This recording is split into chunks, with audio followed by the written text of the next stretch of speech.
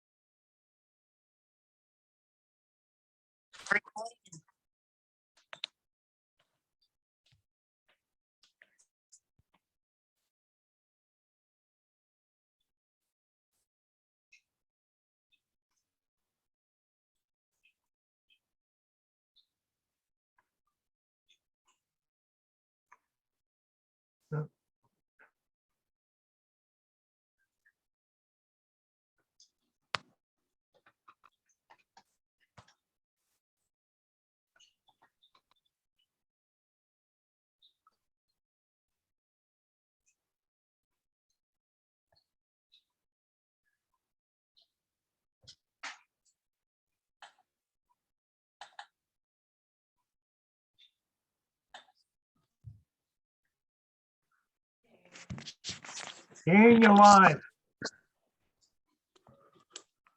Live and in color. Yes.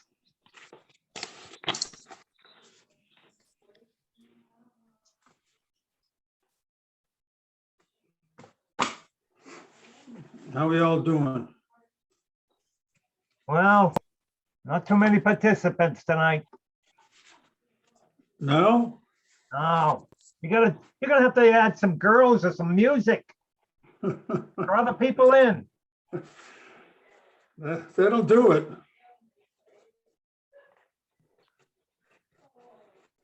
That will do it. Your boat's still in the water? No, pulled everything out 2 weeks ago. Yeah, good. I'm not Good one of move. those fools. Yeah, I was talking to Bill, to Mahone, and he's got them almost all the traps out. Yeah, his cousin's helping him. Who, Frank? Yep, Ah, someone's got to oversee the operation. it used to be me. Frank's a great guy. Yeah, no problems here. Frank is a great guy.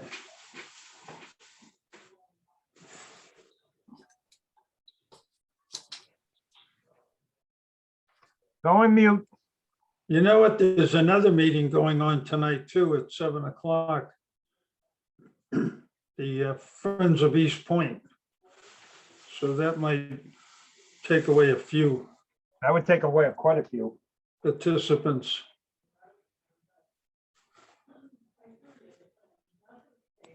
I'll have to check on that. Yeah, they've got a nice group. Trying to do what they can to restore a park.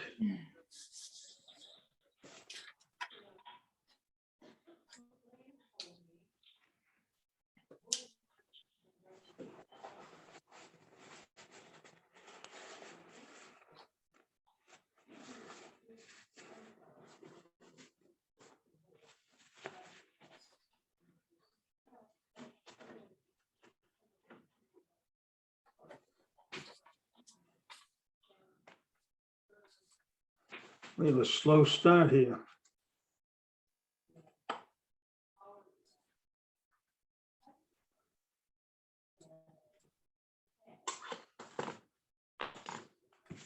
Yeah, it's starting time and nobody's here.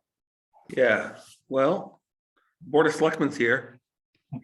That's two. Joe Mel's here, so I think that's all we need. That's it. We'll give anybody one more minute.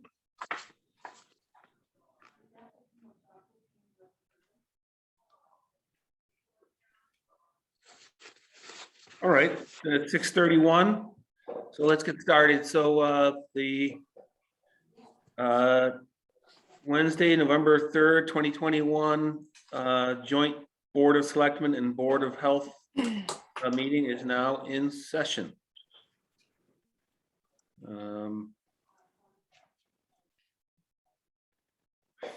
I guess first item on the agenda is coronavirus update, and I see Deb's on the phone.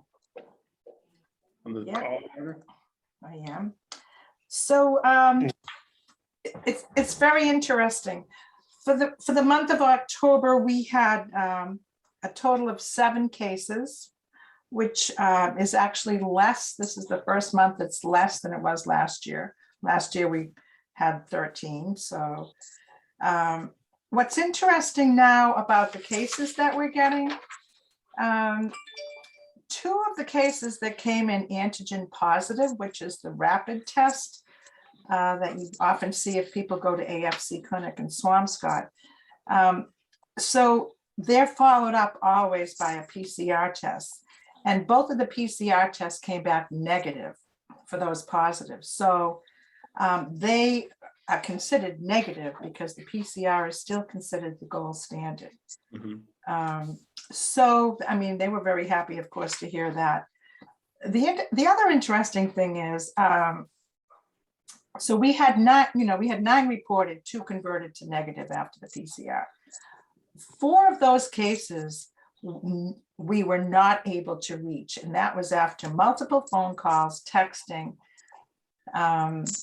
And this is myself and my other 2 nurses that are working on the cases. And what was said at the meeting, the DPH meeting this week, was that all of the communities are having difficulty now getting people, when you contact them, to communicate back, returning calls. I think when people are just tired of it and they really don't want to be bothered, and they feel like when they're notified that they're a positive case, that they know what they're supposed to be doing. Having said that, the people that have returned our calls have not been that eager either to release any contact information. So it's very changed from last year. And of course, our vaccination data for the town is wonderful. We've hit like 90% in every age group. So it's not that we're not at risk here. We have great vaccination rates, and in the last 2 weeks, I got the report today, from October 17th to October 30th, we had 331 tests done, and 7 were positive. So, we're still we're in great shape compared to a lot of the other communities. And as everybody knows, the vaccine was approved now for children. I met with the school yesterday, and the kids that will probably be getting the vaccine at their pediatrician's office. And hopefully, once the kids get vaccinated, we won't even be, doing all this contact tracing. The CTC, which has been doing most of the contact tracing for all of the communities, is actually leaving November 30th.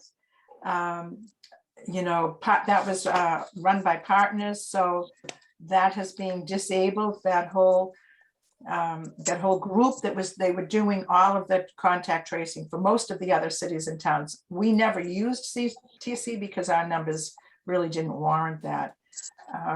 So now all of the contact tracing is going to go back to the local boards of health.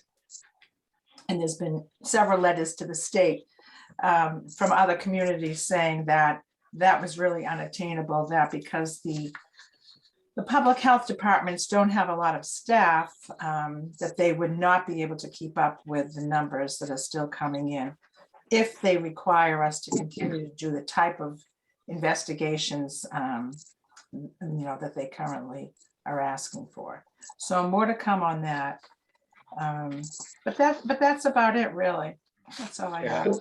I was curious about what the changes on the contact tracing would mean for us, but it really means nothing for us since we've been doing our own the whole time. Right. So in your opinion, is the contact tracing just as important or less important? Or well, it's interesting because when we get notified of other viruses, I mean, COVID's not the only virus that gets reported. I get Lyme disease, salmonella, hepatitis C, flu. Take flu, for instance. When we get a flu case, a seasonal flu case, there's no investigation required. We just, collect the data, keep it there, seeing how many cases we have in town. Naturally, if I have a child, I always communicate it with the school. But so do I think it's, the other thing is people all have home tests now. You can go to CVS and buy your tests. Those people that are doing home tests, and some of the people that I call are doing home tests, those tests don't get reported through DPH. Right. So there could be, when I report the numbers that we have in town right now, I'm only reporting the ones that I get from the state. Mm-hmm. I have no idea of knowing, how many people are at home doing, their own Binax testing. So Deb, is this, I guess we call it level of complacency normal? Is it universal? It's pretty universal. It is pretty universal. And, I think I'm not surprised at CTC when they were at reporting out at our meeting this week,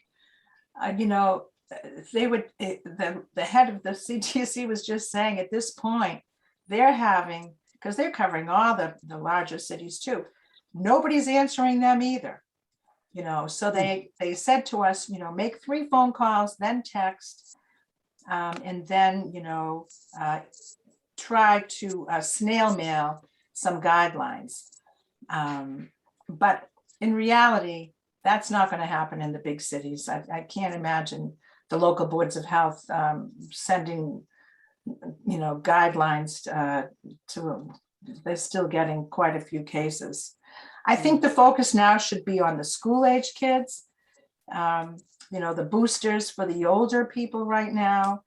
And just trying to, reach that, like for the schools, because the masks are still in place now, they've extended that until January.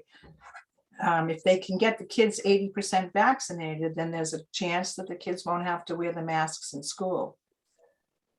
But, so Jean, to answer your question, everybody pretty much knows about COVID now. And it's not the same as it was last year. People are much more casual now. And I think they feel like because they're vaccinated, which is understandable, that they can be a little bit more casual and just, go about their business. I think casual is a good description. Well, yeah, I mean, you can go to Red Sox games, or I guess you can't go to Red Sox games. They go to Patriots games. Right. Everything else, which obviously was not the case last year. Right. So right now the booster shot is available for people over 65 and under 65 with certain health issues. Right, but I think I really think anybody can get the booster shot if you're 6 months out from your second shot for either Moderna and Pfizer, or 2 months out from J&J. I know people that have gone to pharmacies that have not met that age group criteria and have received the vaccine. So I don't think they're going to be as strict about that as they were for the original rollout. Okay, that's good to know.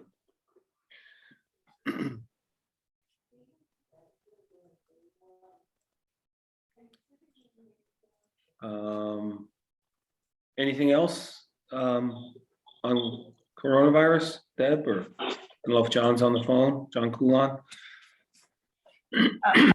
The only thing I'll say, one more thing about the boosters. I did a clinic with the Lynn Board of Health last week. We actually did a clinic at the GE because the GE has a mandate that they were going to terminate people if they hadn't been vaccinated. Mm-hmm. And so we did have, well, the booster is really just the same vaccine as the Moderna. It's just a half a dose. So it's not like you have a whole different formula. It's the exact same formula. So we did give out some of the boosters there as well. The Lynn Board of Health is looking for a site to have clinics for boosters. Unfortunately, we can't use the schools anymore because the kids are all back in the schools. So they're looking for space. And if they do get space, then we will certainly be part of that like we were last year. So when I hear, if I hear anything, when I hear anything, I'll certainly share that information. Hey, Deb, Tony P. and I spoke a little bit at the department head meeting earlier this week and about vaccines for the youth,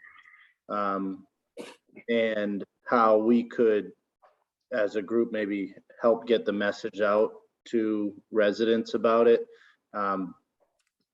Beyond just sending it through the Johnson School, because not every kid is enrolled there. But we were thinking that we weren't really going to get an understanding until tomorrow. Maybe Thursday they were going to announce whether or not it would be approved by the CDC. So maybe early next week, once we get that information, you, Tony P. and I could get together and work on some type of public message about, I know it's not going to be, I understand that it's going to be mostly done through pediatricians and done on their own, but if we can help get the message out. Right. And there's a possibility that the Lynn Board of Health will be going to their schools. So once the vaccine is in their freezer, right, and you can, there's a process for taking it to mobile clinics, right? So if in fact that happens, and I talked to them about this at the school yesterday, if they do get that vaccine for the children, we could possibly have a day at the Johnson School where they will, share the vaccine with us. And we, as the nurses, will go to the school and give the shots to the kids. So that's a possibility. I think our kids, we have better access to pediatricians maybe than a lot of the kids in Lynn do. So we'd have to assess the need for it, and Tony would certainly have a voice in that as well. Mhm. Yeah, and if we want to, all right, let's meet maybe early next week and Okay, figure I out meet what with him every Tuesday at 1:30. Yeah, okay. Okay. I talked to him Tuesday morning, so it was before you guys had, Oh, well, he's there Tuesday and Thursday. yeah.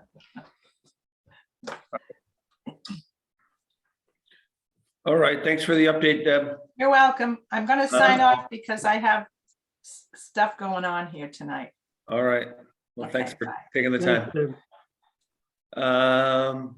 Next on the agenda is opening comments. Some of the usuals here. The compost area is open on Wednesdays and Saturdays from 9 a.m. to 3 p.m. A 2021 Nahant resident sticker is required. Leaves and other yard waste must be in biodegradable bags only. Curbside pickup every Monday in the month of November. Leaves in biodegradable bags only. Plastic bags will not be accepted. No open barrels, no root balls, or no other branches bigger than 4 inches in diameter. Bags must be out on the curb by 7 a.m. The annual Christmas parade fundraiser is Saturday, December 11th, 2021 at the Tides Restaurant starting at 6 p.m. Please consider a cash donation and or items for the fundraiser. Funds collected go to the Tommy Hutton Christmas Parade Scholarship, which is awarded to at least 2 graduating Nahant seniors each year. The annual Veterans Day service will be held Thursday, November 11th, 2021 at the Nahant Veterans Park. That's across from the life saving station. I don't see a time there. It's probably on the backup information. Do you happen to remember what the time of that service is, Tony? I want to say it's 11 a.m. Hold on a second. It's probably in one of my. 11 a.m. All right. It is 11. Thanks. And the town hall will be closed on Thursday, November 11th, 2021 in observance of Veterans Day. Trash and recycling service the week of Veterans Day will not change. Thursday and Friday as usual. Trash and recycle services will run on its normal schedule. Job opening for the Council of Aging Executive Director. If you're interested, send cover letter and resume to Kristen Taylor at ktaylor@thehot.org or Angela Bonin at I'll spell it ACEBONIN at comcast.net. ACEBONIN at comcast.net. Or you can mail or drop off to the town hall at 334 Nahant Road. The full job description is listed on nahant.org. All right, moving on to new business. We have a motion to declare some. Josh, Mr. Chairman, Yes. go back, stay with the opening comments. I just want to. Oh, yeah, I'm sorry. Yes. First, I just want to congratulate Tony and his team for this past Northeaster. I know we got through it pretty well compared to some other communities, especially those on the South Coast. But Tony, you really did a great job in sort of preparing for the worst and hoping for the best. And you're on top of everything. And Nahant Police, Nahant Fire, and DPW did an outstanding job, and all under your leadership, and I appreciate that. And secondly, I just want to say that how gratifying it was for the Nahant Hooper nickel race held last week. I know that Bobby Joe and Bob Fields did a lot to get this done. It was a great time. My father was honored in that, And I can tell you, my mother was thrilled all week about this, and she had a great time down there. And even though a lot of my family members who ran, who probably should have run, but they all did run, and I appreciate them participating. And thank you, Bobby Joe, and thank you, Bob Fields, for putting this together. I think Bobby Joe might be online. I'm not sure. I am. Can you hear me okay? Yep. Great. Thank you, Mark. We had an awesome time from beginning, start to end with that event with Hoop and Nickel. And we're definitely looking forward to next year. We have a new date. It'll be Saturday, September 17th. But I mainly wanted to just thank everybody that was involved. Tony, you were a big help, the DPW, the police, the fire. We had a nice cheerleading squad out there the day of. Mark, a bunch of your family was there, and it was really awesome having your mom have Dana Sheening shoot off the rifle for the start of the race. That was really special and awesome. And it was just a really awesome community event. So it was successful too. We had a little over 100 registered runners for the first year and raised a little over $1,900. So thank you all, everyone that was involved, everyone that approved the event and allowed it to happen. And we look forward to doing it again. So thank you. Thanks, Bobby Great job. Joe. The wonderful tribute to your father, Mark.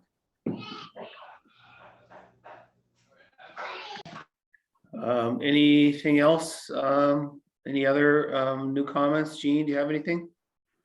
I just follow up with what's said about Tony's handling the storm. In particular, the preparation for it prior to its actually taking place. That was a great job, Tony. You covered every bit of pace.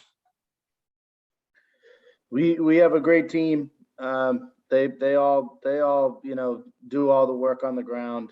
I'm merely checking in, making sure things are being, getting done, but it's already well in process before I even, when they pick up the phone, they're like, yep, we already got pumps going. Yep, we already doing this. Like they already know what's going on. And,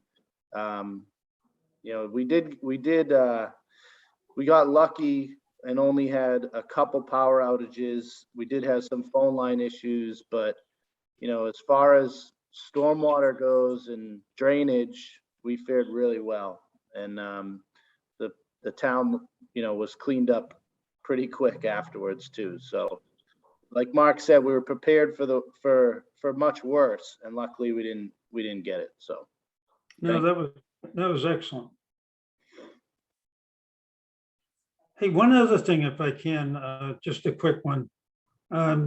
Street striping. I noticed they're doing that over on the out in well, not in Lynn, but Swampscott and along the Lynn Shore Drive. If we got anything set up for that, I noticed ours a tendency to be warning out right now. We just do striping when we, in conjunction with our fresh paving.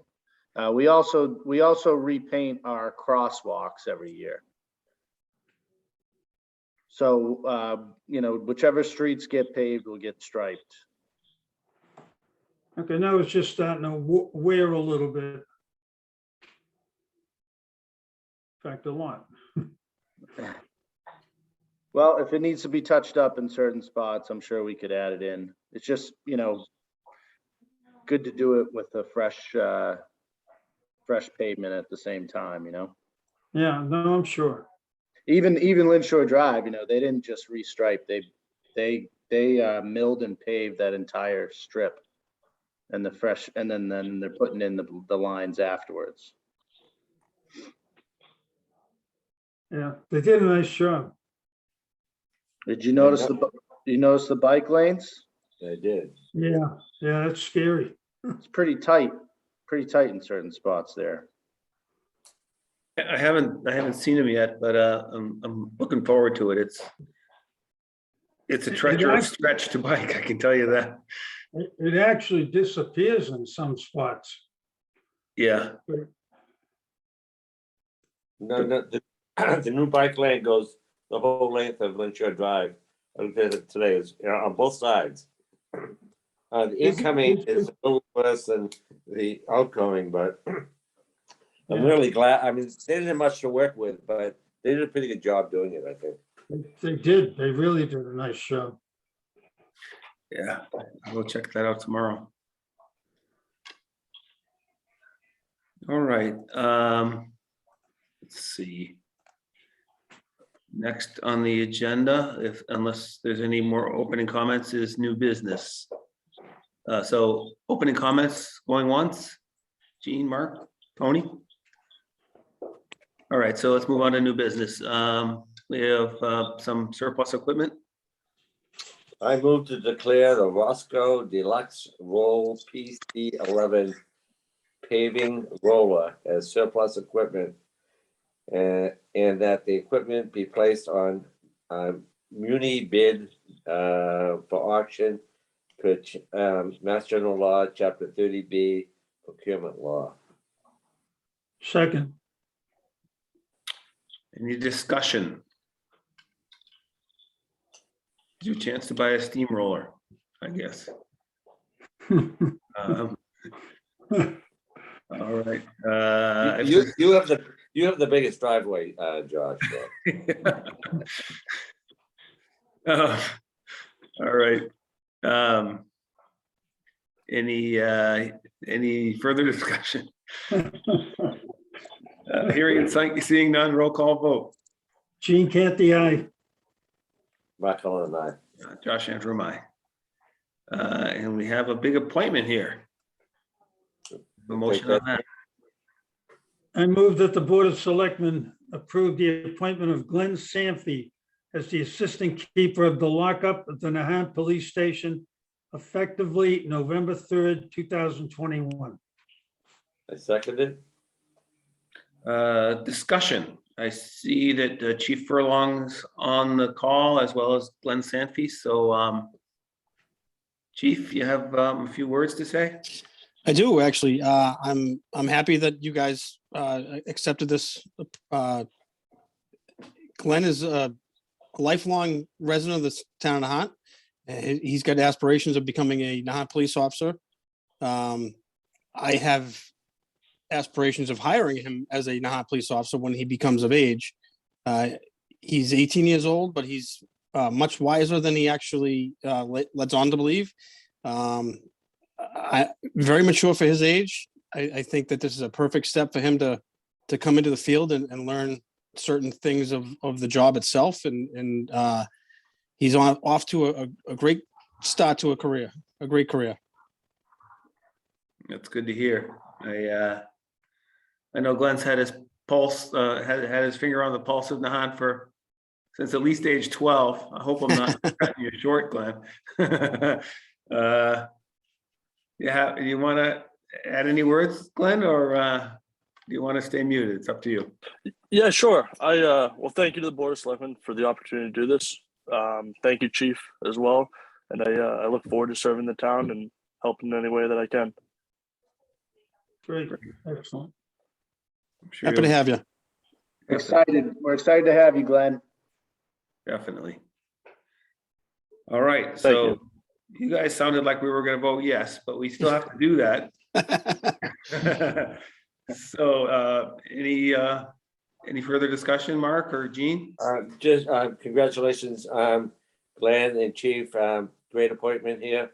I know the Sanfey family very well. I'm sure he'll live up to the tradition. And congratulations, Glenn. And hopefully I'm around as a member of the board to approve your appointment as a Nahant police officer at some point.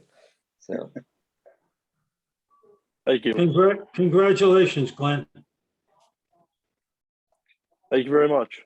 All right, with that, roll call vote. Gene Canty, aye. Mark Cullen and I. Josh Andrew, aye. The next is an event request for Christmas tree sales.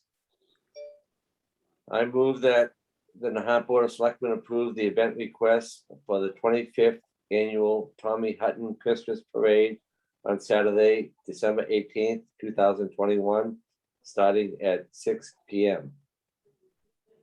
Second, Okay, discussion, that was a little out of sequence, but we'll come back to the Christmas tree sales. Oh, I So, missed it. any discussion on the Tommy Hutton Christmas Parade, December 18th? Glad to see it's happening. Always a big moment at my house where they come right by. Any discussion? I'm sure that he'll be there in spirit for sure. Yeah. All right, roll call vote. Gene Canty, aye. Mark Cullen, aye. Josh Antrim. Okay, Christmas tree sales. We have a motion on that? You have it, Jane? No, go ahead.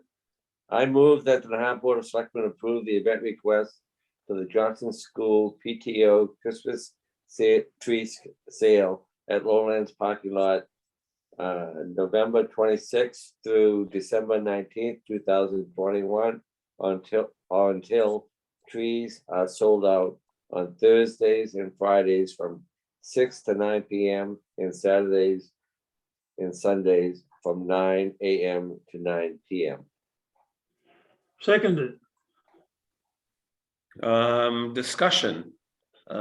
Just a note here that all activities will occur outside and the event is run fully by volunteers. It's the 26th. Well, the 26th is the day after Thanksgiving, I guess. Get there early. I was forced to buy outside of town last year, I think. So, any further discussion? Hearing and seeing none, roll call vote. Gene Canty, aye. Mark Cullen, aye. Josh Antrim, aye.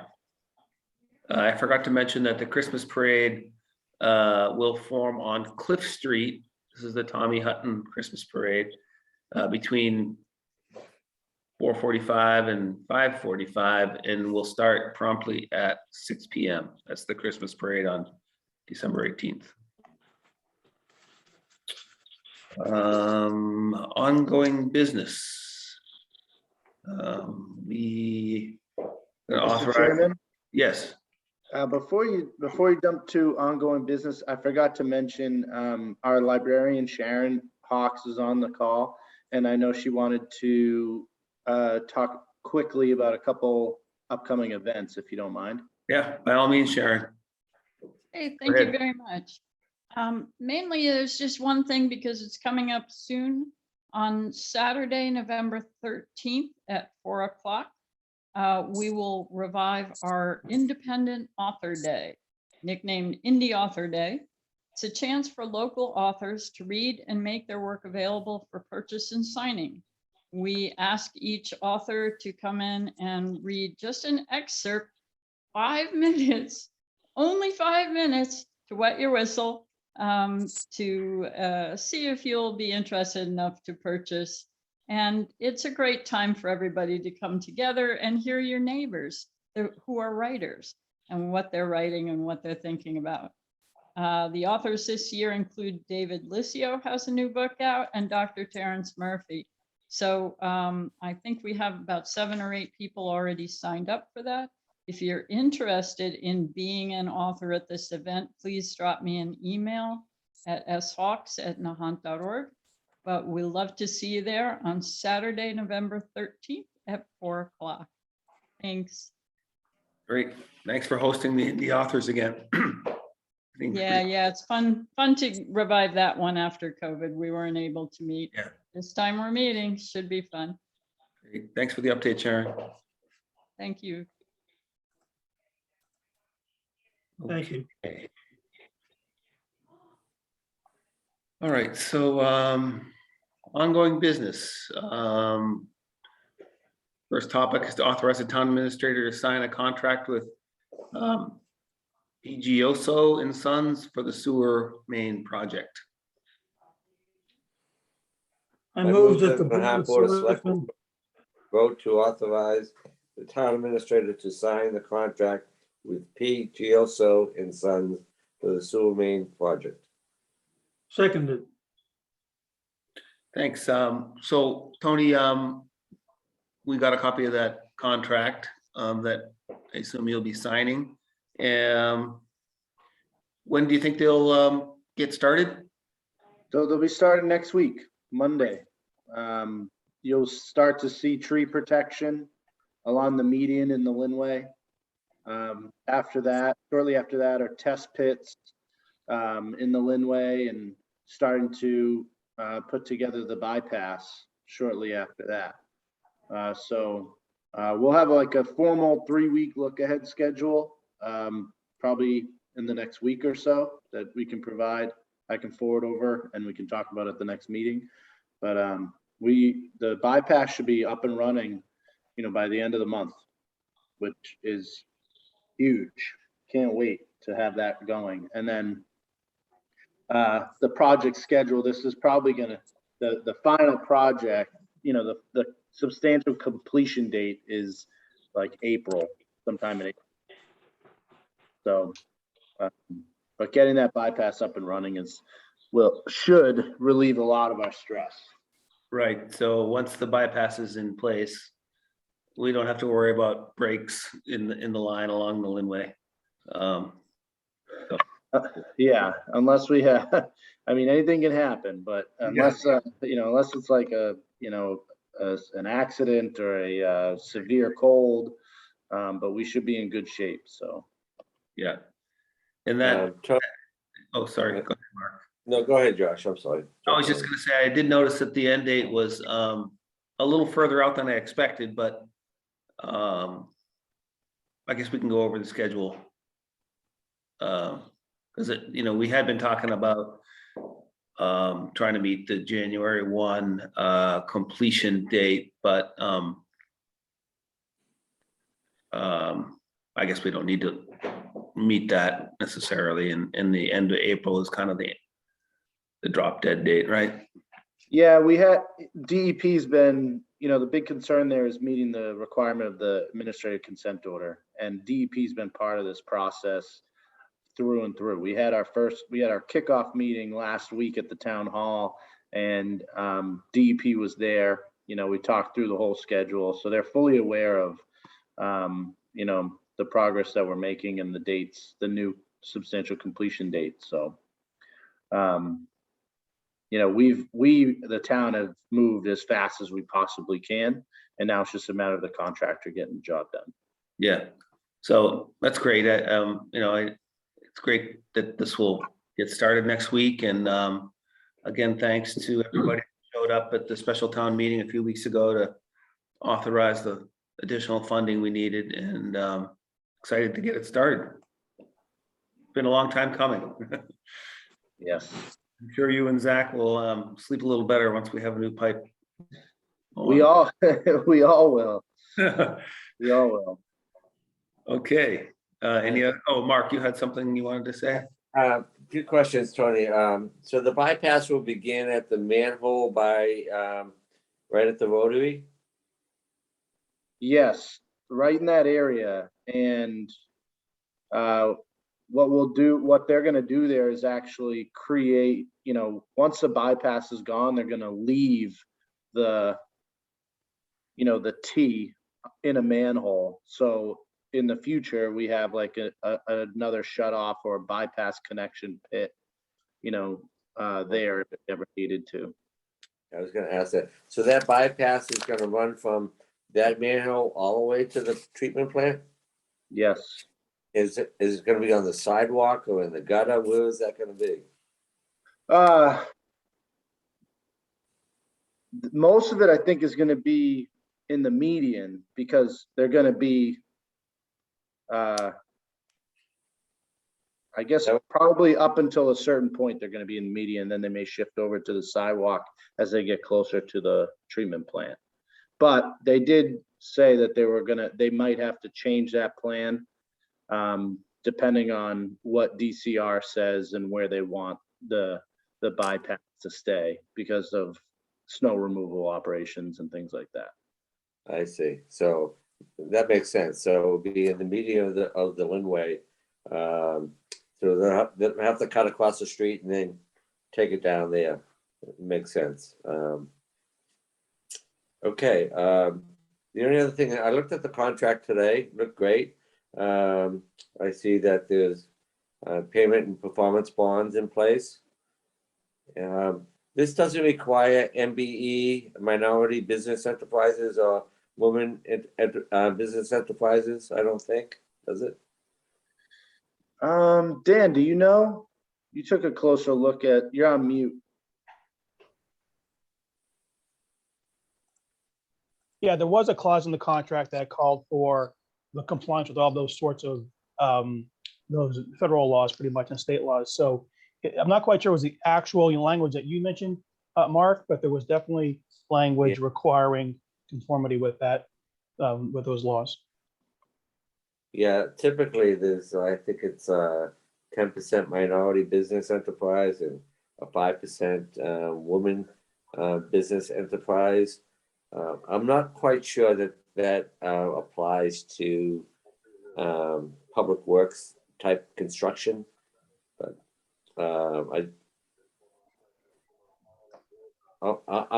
not sure, but I think it looked great. It looked fine. Yeah, actually, it's in Article 9 of the contract. We look at it there.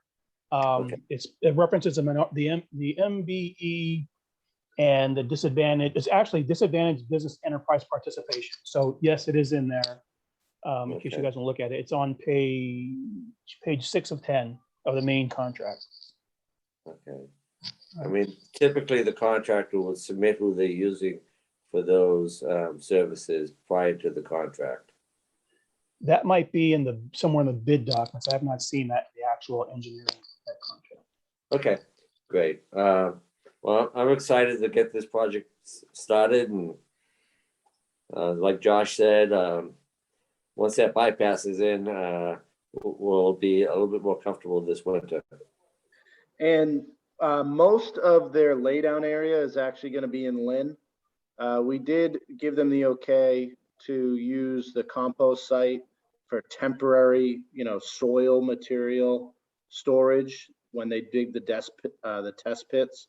And they, are going to sign a use contract with us that they have to restore it to the condition they find it in.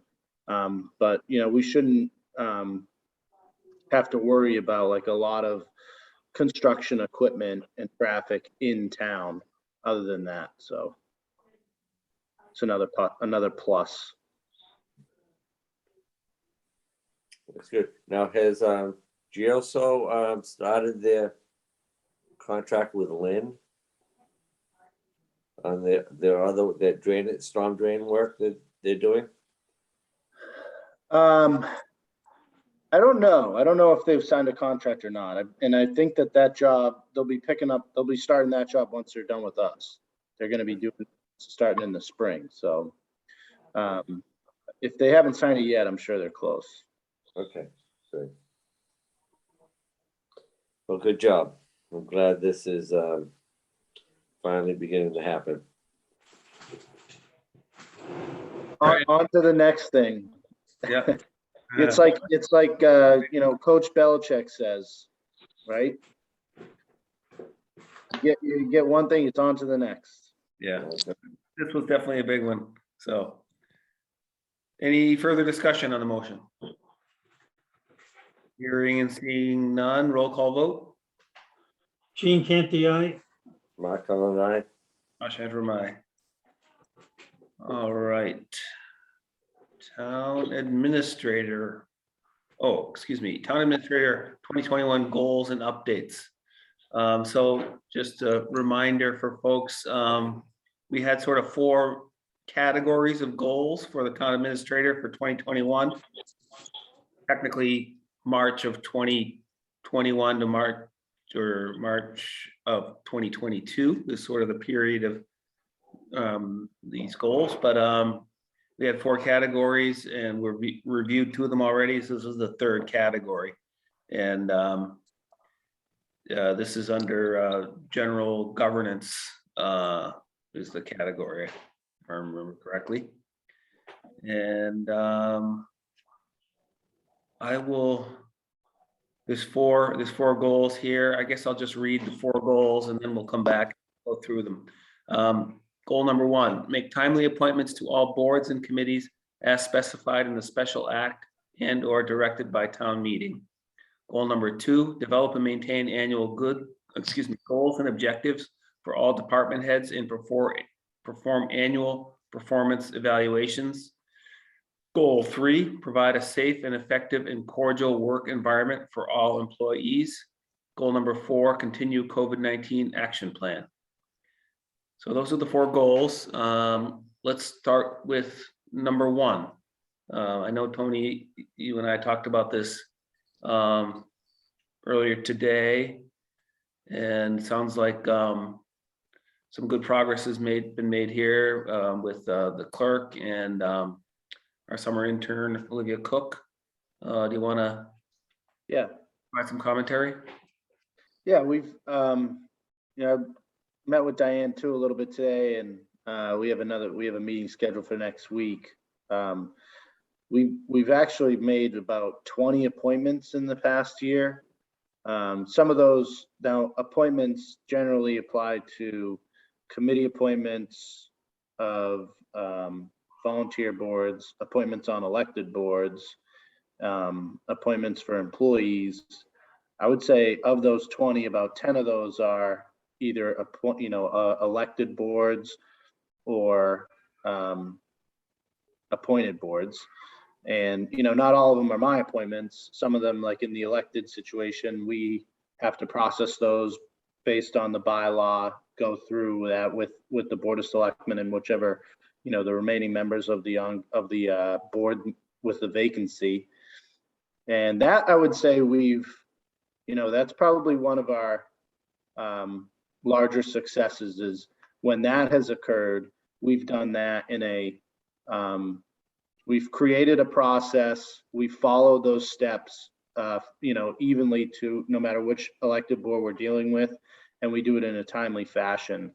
And from every board, whether it be the assessors, the planning, school committee, every board has always complimented you and I on the process and the efficiency of it. So that's definitely been something that we've improved upon.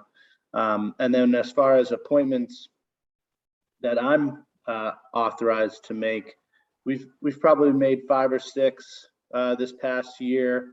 We've been working with, as you mentioned, the town clerk, and we brought on an intern over the summer on really figuring out where vacancies exists, where who's on what committee.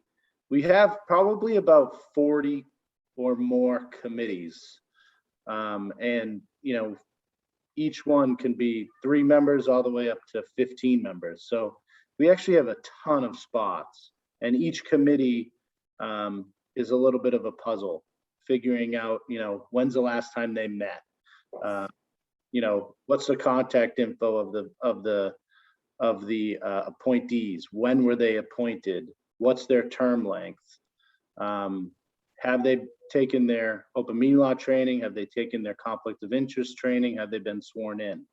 So each one is like a very complicated puzzle that we've been working really hard, and we've made a lot of progress on. The town clerk actually invested in a new software program that's going to help us maintain that master list of vacancies on these committees, and we're using that to help build the committee layout on our website. So in conjunction with the website development over the summer and with that software that the town clerk purchased, we've done a lot of work trying to fill that fill that software with the data that we have. But there's a lot of a lot more work to do, a lot of missing information there, and we think we're going to be, meeting next week to talk about next steps, maybe a town committee-wide, mandatory meeting where we would do a large swearing in and training session, all via Zoom, to kind of start a fresh date. And, I want to commend Diane for all the work she's doing on it, because on top of everything else that she's been doing, it's a big project. I've also, as of most recently, the short-term rental committee that we've been talking about a lot, that was created by last year's town meeting. I've now completed the 6 interviews over the last week and a half or 2 weeks with the 6 different members, or 6 different residents who want to be appointed as the 2 members on the committee that represent the residents of Nahant. So I've now completed that process, and next step will be to make the appointments. And can I step in for a minute? In a case like that, Tony, Mhm. do we get the opportunity to see before the appointment's made who you are going to select? Yeah, absolutely. It's not required, but I try to do that with you guys on an individual basis before I make those appointments anyways. Okay, yeah, that's just a simple question, but just something that I think I'd appreciate, and I'm sure I don't speak for the other selectmen, but it would be good to know who's coming on board just prior to making that decision. Absolutely. Yeah, I don't include you guys in the interview process because it just takes too much time, and scheduling it would just bog down the process. But I ask the same questions to every person interested. I take notes. I'll provide those to you if you want to see them, and give you my thoughts on who we should appoint or who I should appoint. But certainly want your input on that as well. The goal here is the goal has always been to be more public about when positions become available, so that anybody in Nahant who's interested in a position, can submit their interest. Certainly there are times where we can't go through that process because it's very important that a board gets another person for an action that's coming up, or because they're not going to have a quorum, so sometimes we have to bypass that. But that's the ultimate goal, is to have a master list on our website and to really publicize, when these positions become open, and so people know about it. Yeah, so I guess I'd call that it's in process, and you have you have 5 or so months to wrap that up. When we established this goal for you, I think the master list update was certainly one of the objectives, and the other important objective was making sure there were not vacancies that lingered for long periods of time. So that's really what drove this goal. So keep that in mind as you work away. Gene, just following up on your comment, Tony and I, Tony did give me a call last week and talk about the candidates and what his initial thoughts were on who had the best fits and stuff like that. So at least in this case, he's been keeping me sort of in the loop on that issue. But anyway, that's sort of the point of this goal, and it's good to hear you made some progress. And I, just looking at the website, being able to go on there and hit the button for committees and boards and see them all listed out, just that alone is pretty awesome. I mean, I don't know how many are on here, but there must be 40 or something. There's so through that process, we've also discovered, a lot of boards and committees that, haven't met in a long time, or, maybe on the list because, they were created by the charter, but then when the Town Administrator Act was passed and, local government was kind of expanded, some of those committees kind of went by the wayside because they weren't needed anymore. We discovered, like the golf committee, when that was created, it says, no less than 7 and no more than 15. That's something that we might bring to town meeting this year to amend that enabling language, because it kind of creates an open meeting law issue for us as far as what dictates a quorum. So, we've discovered issues like random things like that going through this project that have kind of expanded the goals of the cleanup. And like I gotta commend Olivia, Diane, and Carol and Kristen, because they're doing a lot of the background work, looking up all these enabling statutes. And then, as you mentioned on the website, eventually the idea is that on that website there'll be, each committee will have a landing page with their mission, with their membership, a link to, YouTube playlist that has their, the videos of their meetings, a link to their minutes, contact committee link. That's where we eventually want to be. All right, sounds good. So let's move on to the next one. Develop and maintain goals, objectives for all department heads and, Mr. oh, I'm sorry, Mark. Mr. Chair, I just had one short comment on these appointments. I just want the public to understand that these appointments are made by the town administrator. They're not made by the Board of Selectmen. And I think that's the right way to go. That's the way the special act reads. Full-time appointments, the Board of Selectmen have 30 days to approve or disapprove.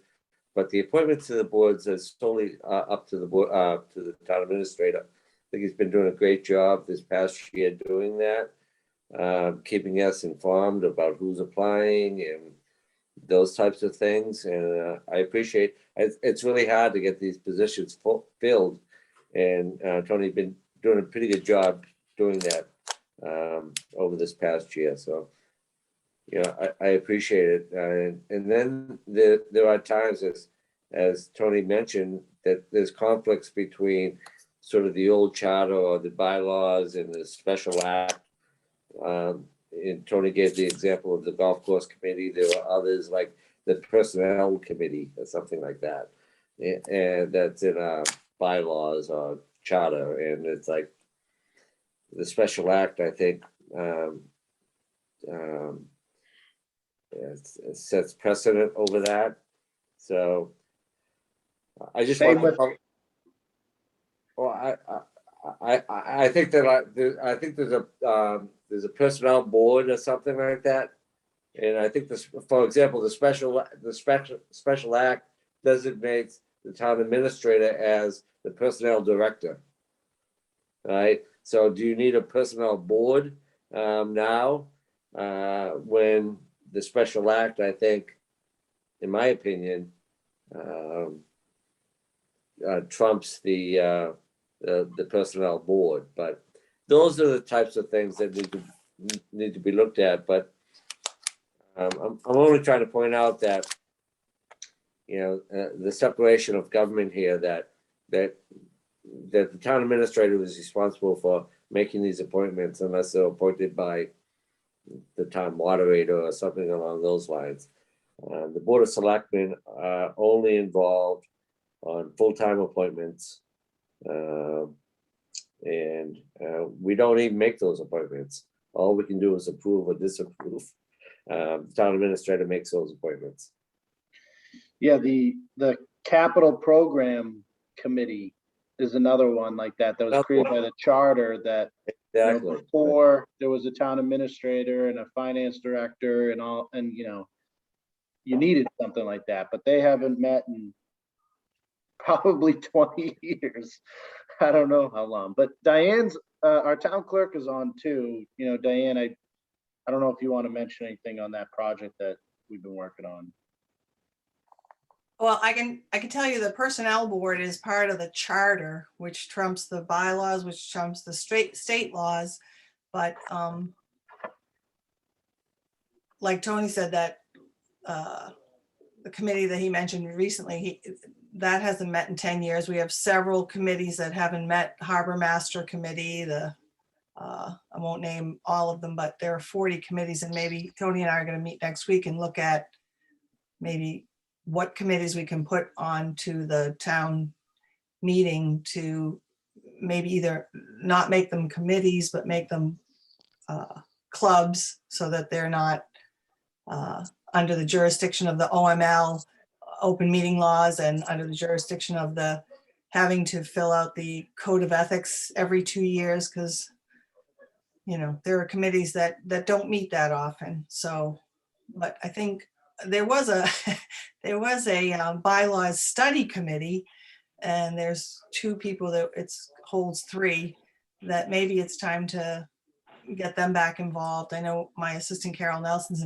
is on that committee to look at some of the things that maybe we need to change as far as, or vote to change as far as the bylaws are concerned, because it's a big project. Like Tony said, I did buy a software program trying to get everything lined up so it's easier to make these appointments and figure out who's who and when people were appointed. And there are 3-year staggered terms on a lot of these committees, just to put it in one software package. But had a lot of help, and it's a good program. We're 90% there. I think Tony and I just need to sit down and finalize it. So we should be there soon.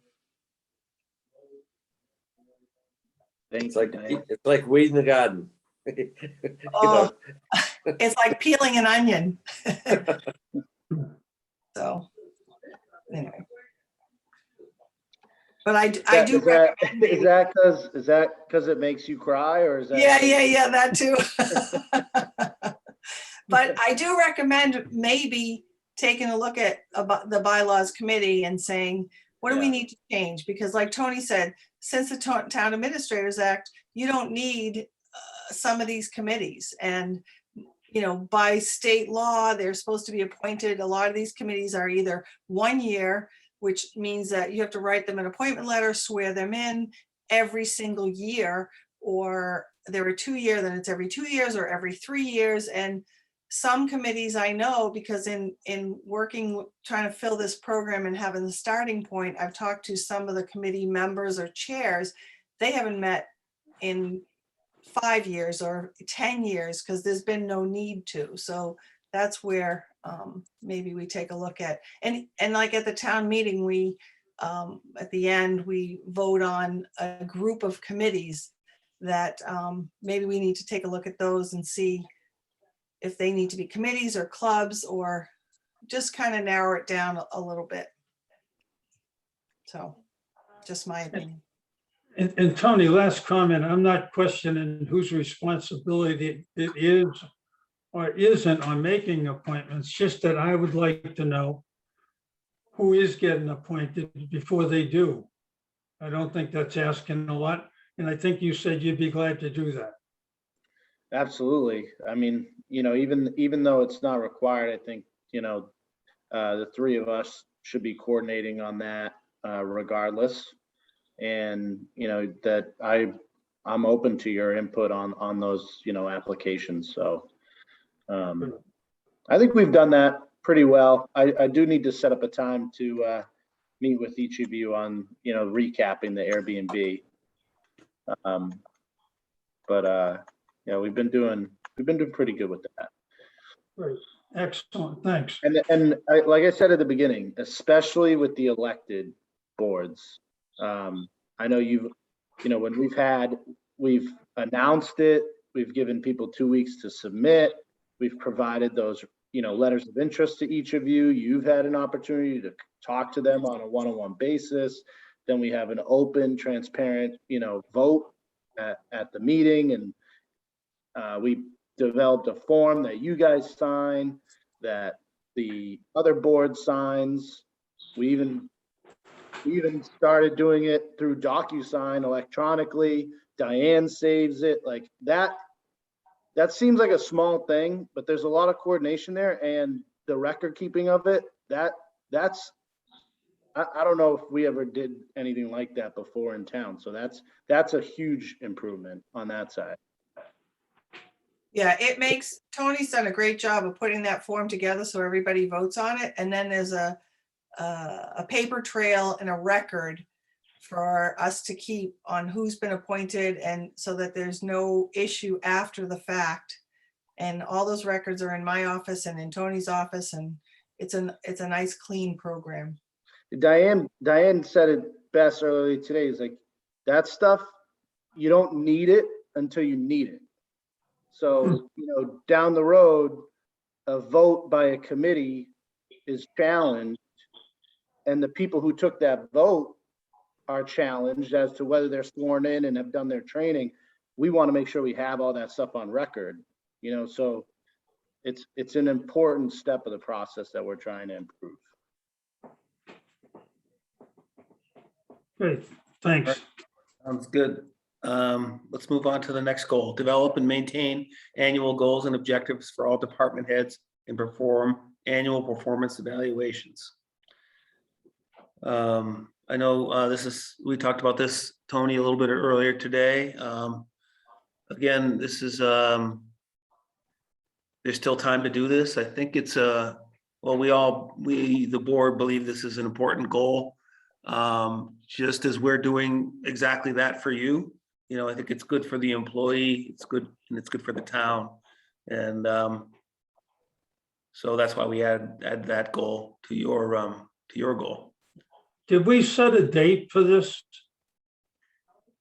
No, it's just it's an annual performance evaluation. So I would say it's up to Tony to decide when he wants to do that. But all of these goals in all four categories, in a few cases we put in sort of due dates, but in most cases we didn't. So the objective here really is that it happens sometime in the year between March of 2021 and March of 2022, but more importantly that it's an ongoing process. In this case, this should be an annual event, for the benefit of department heads, really. Well, So- if we're gonna make it annual, shouldn't we, or should we not set a date? Let Tony set the date, let him decide when he wants to go through with it and make it an annual thing. Yeah, absolutely. Yeah. I know we So also have some new department heads. So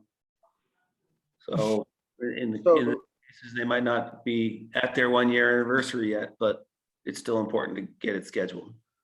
yeah, so I have 5 department heads that, full-time department heads that report directly to me. Police, fire, DPW, accountant, and treasurer. And 3 of those, accountant, police, and fire, are brand new. So, really the goals that I've set forth with them is to, learn their role as soon as possible. And what we will do is do performance evaluations in January of every year. The 4th, Zach, DPW, he's been with us for a while. We'll do a performance evaluation in January as well. A lot of his goals are centered around, projects, infrastructure, regular maintenance, things of that nature. And then treasurer, Brendan, he's been around, just as long as me, and he has, a few goals too that are somewhat in line with the goals that you guys set forth for me. So the way that I do this is I create goals for each of those department heads that are at least 1 or 2 of them have to be a related related to a goal that you guys have set for me. And then 3 other goals are outside of that realm. So some of them trickle down based on the goals you guys have set for me. So most of Zach's are because there's this, the goals that we set for me this year were, a lot of it was project based, sewer, CPC projects, that sort of stuff. And so every twice a month, we meet as a group, department heads, and that's beyond just those 5. Linda Peters from Council on Aging, Sheila Hamilton from the assessors, Diane, the town clerk, Tony Parentozzi, Sharon Hawks, the librarian, Tony Parentozzi, the superintendent. We have a department head meeting on Tuesday mornings twice a month. And every quarter, we kind of revisit the goals that you guys have set forward.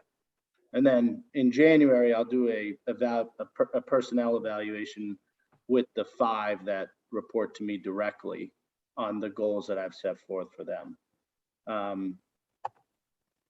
Treasurer, which is a little bit outside of the goals that, we haven't talked much about that except for kind of general operations of government, but Brendan's doing a great job. And, we've a couple big items that we set forth for him were properties hadn't been put in tax title since 2017.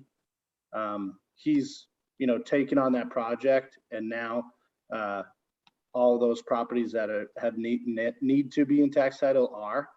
And another big goal there was getting all town employees onto direct deposit, which saves the town money for not having to produce actual paychecks. And both of those projects have already been accomplished ahead of time.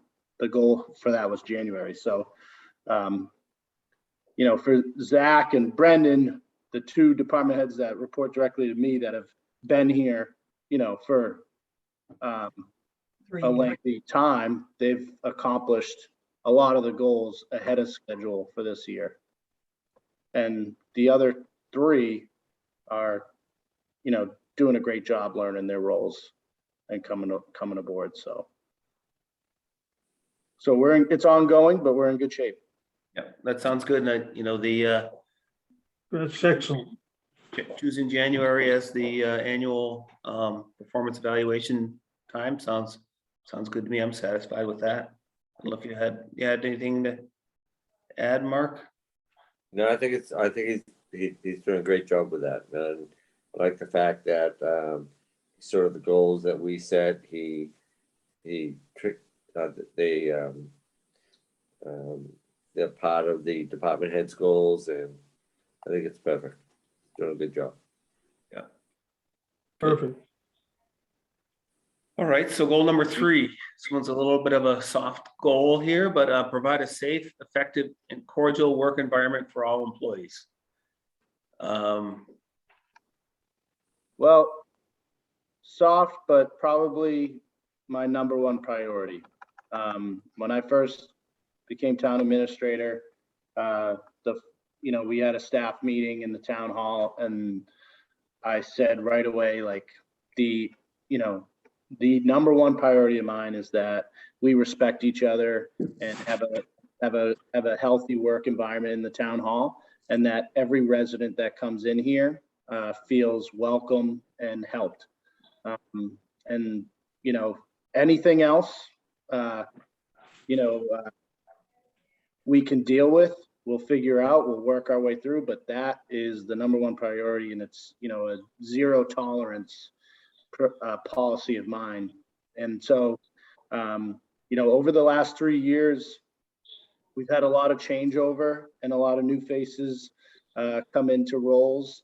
And, I'll say that the environment in the town hall and beyond is, extraordinary. And I think I've gotten a lot of compliments from people on, the improvement of the atmosphere and their comfortability, whether that be residents or people from other departments that come into the town hall to do work. everybody seems to provide positive feedback on their, dealings with the staff at the town hall. So everybody, we also do monthly town hall staff meetings. So, we get together and talk about, what's happening in each person's department, and you'd be surprised at how many times a random comment from, Diane's office sparked a random comment from Sheila's office, and then they just solved the problem in the next 5 minutes, but they were working on it for days. And just by meeting like that, it just creates that environment. So, we just had an excellent group meeting the other day regarding the process of setting the tax rate and getting the tax bills out, and where did we maybe fall short a little bit? How can we improve upon that for next year? So, I've gotten nothing but good feedback. I'm very proud of that. I think that the people are very happy working in the town hall, and I think the residents, are seeing that, feeling that. And if they aren't, I want to know, because, it's like I said, it's definitely my number one priority. Yeah, I've definitely gotten good feedback on, from people on the service they've gotten at town hall, and the sense they get from the employees. And I thank you, Tony, for, setting that tone with the employees, and helping everyone understand who they work for. The Board of Selectmen also works for, town. So it's important that everybody understand that and respect that and respect each other. And yeah, so I'm happy to hear about the progress there. I know I've worked at places that, where sort of the morale is good, and I've worked at places where the office morale is not so good, and it's not always easy to put your finger on why it's that way, but it makes a world of difference in how you view your job. So, for the employees' own sake, I hope we meet this goal. Sometimes it's as easy as saying good morning. How was your weekend? But it's like when I say we have a great team, I really mean that. I mean, everybody. It can be a scary situation when 3 years ago and you have a new town administrator coming in, and then when you have new department heads coming in and new staff coming in, and it can make it uneasy. But everybody's rowing in the same direction. Everybody's super helpful. Everybody's friendly, and so it's great. So all good things. Really That's a happy. good-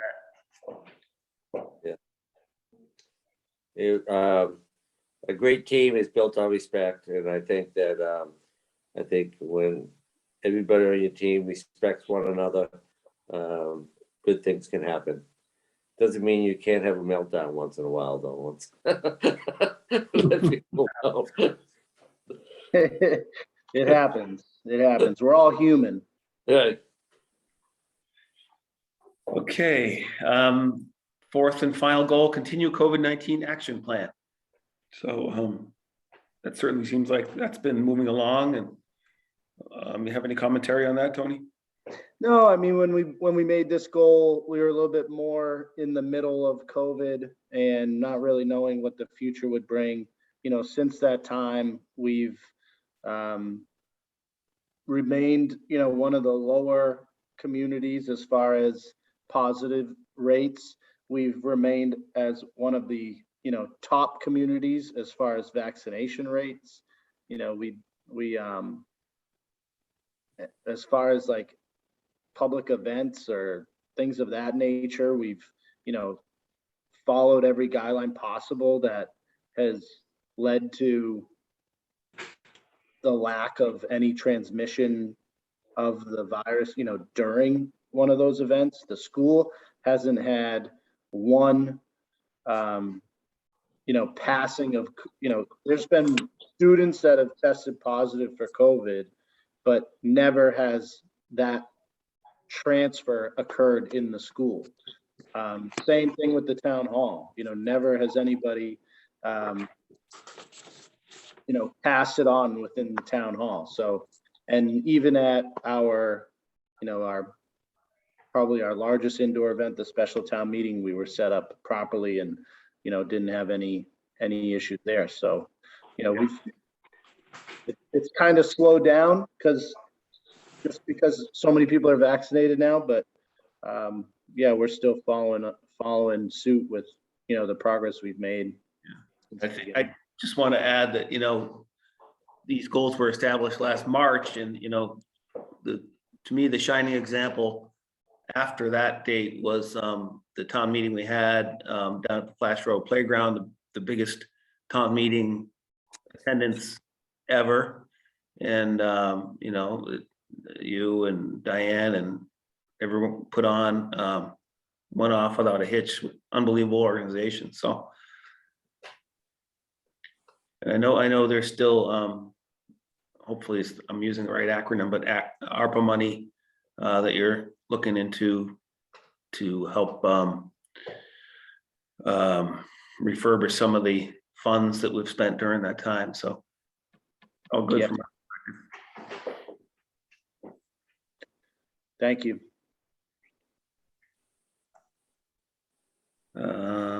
All right, before we move on to the next subject, any comments, additional comments, Gene or Mark?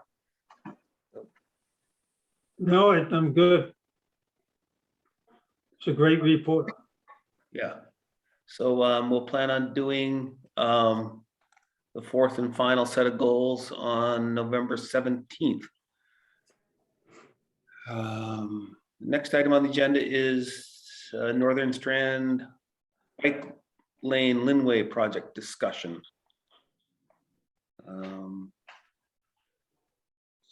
So we brought this up at the last meeting, and I think that it's probably, a item that'll repeat itself on, future Board of Selectmen meetings as new information comes in.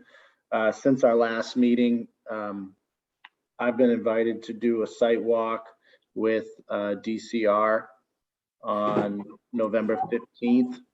I've invited Mark to join me on that site walk.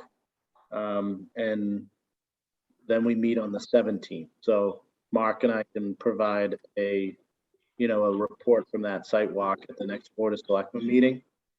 And then we're also, looking to, we haven't done it yet, but we've talked with our website developer about, adding a page onto the website that would include, whatever documents are related to that, whatever documents are related to the DCR master plan,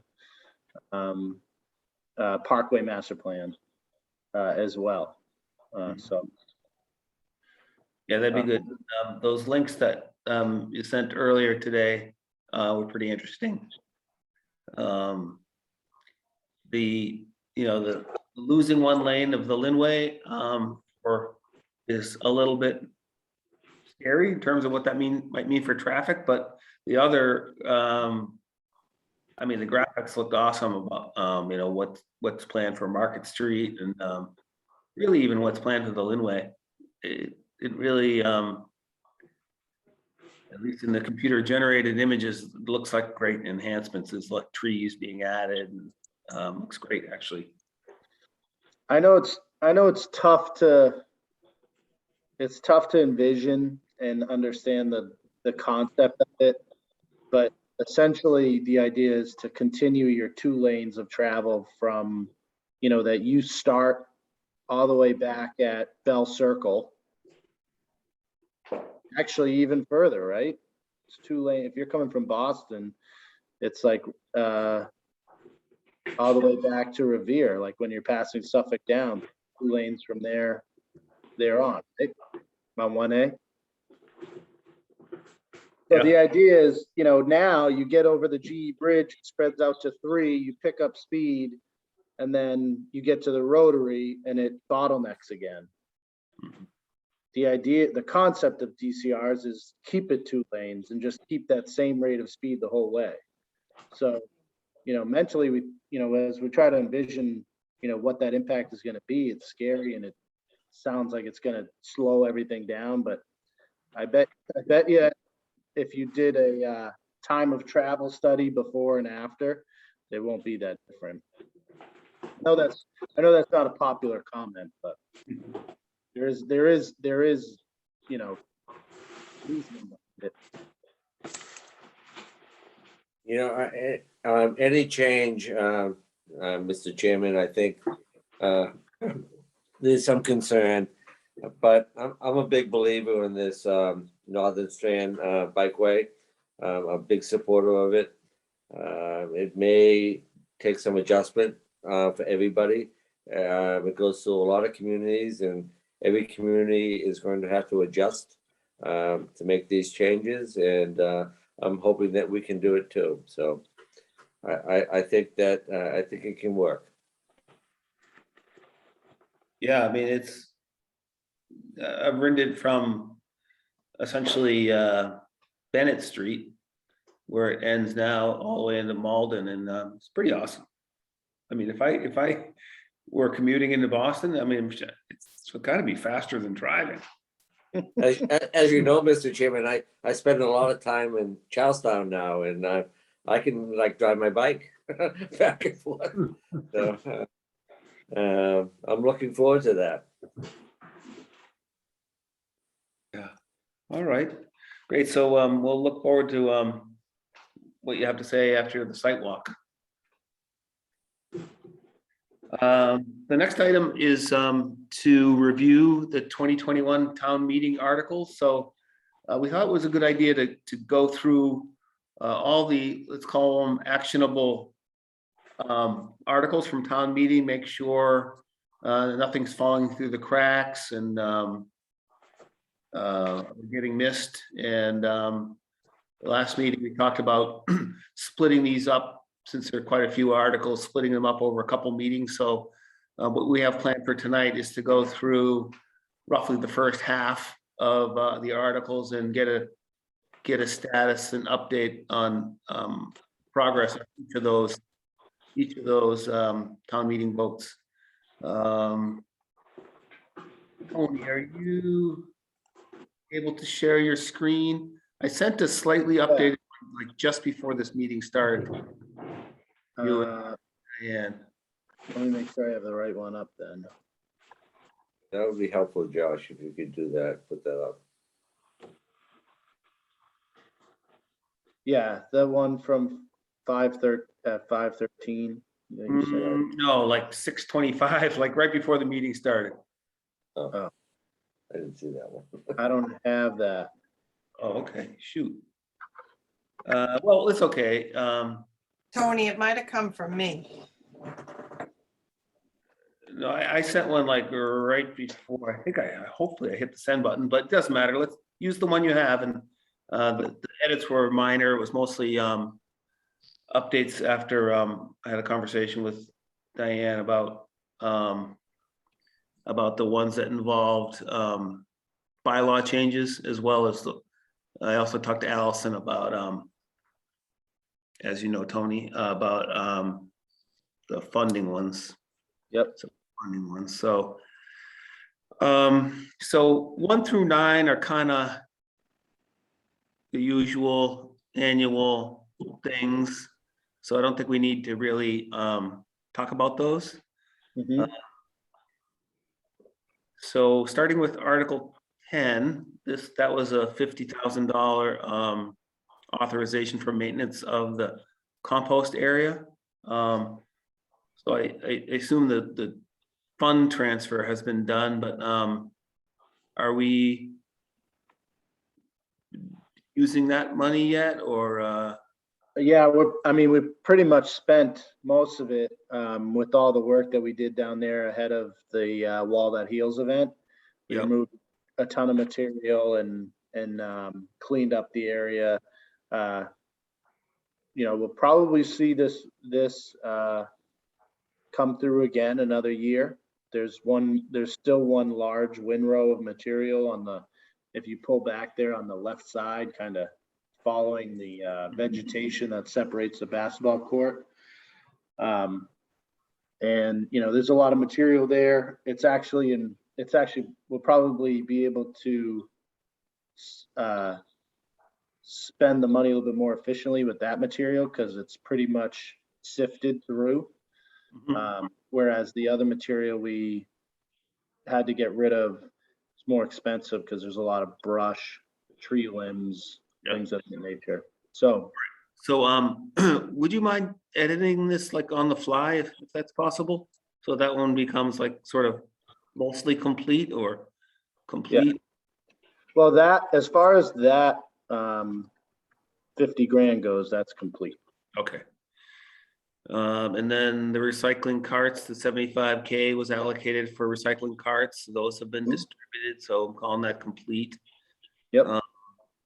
The revolving funds for the recreation, this is just an annual thing. I don't think any review is required there. We voted on this Article 4 to change the bylaws to establish fiscal year spending limits. This had to do with establishing funds for the Conservation Commission and I think the Zoning Board of Appeals. Diane, feel free to chime in here, but I think these any bylaw changes have to go to the Attorney General's office, and you said those have been submitted, and is this one of the ones that's been approved or not? Yes. Oh, hang on. Sorry. Can you unmute me? You are unmuted. Oh, thank you. All of the articles, so this is Article 13, funding, that was approved on September 13th by the Attorney General. It's been put into the bylaws and it took effect when we posted it on September 30th. All right, so maybe in the third column, we say submitted, bylaw change submitted and approved by Attorney General, or something like that. I put in, approved by Attorney General on September 13th, 2021. Posted 9/30/2021.